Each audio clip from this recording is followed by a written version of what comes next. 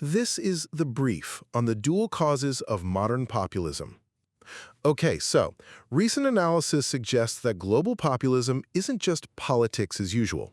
It's actually a deep crisis, right? It happens when moral decay meets institutional failure. And basically, freedom gets turned against the very systems meant to uphold it. We've got three essential takeaways here about what's really fueling this. First, there's a thing called moral atrophy. It basically means liberty has kind of become unhooked from self-control. See, early democratic ideas saw freedom as needing, judgment and restraint. But populist leaders, like, say, Donald Trump, they often bypass the usual checks by tapping directly into raw emotions, anger, betrayal, often using social media.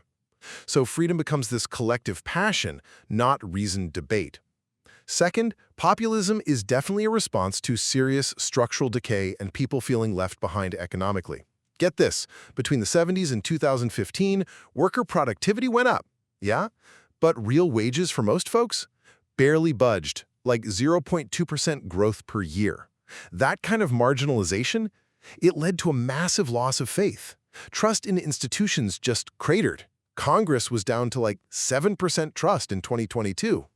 Finally, when these two problems collide, the moral and the structural, you get what's called simulated sovereignty.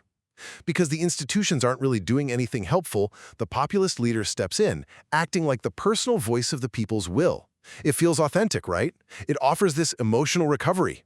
So the look of democracy might stick around, elections and stuff, but the substance, like actual accountability, that gets hollowed out. So populism isn't really democracy's enemy from the outside, it's more like its internal contradiction, showing what happens when freedom loses its moral compass and its material ground.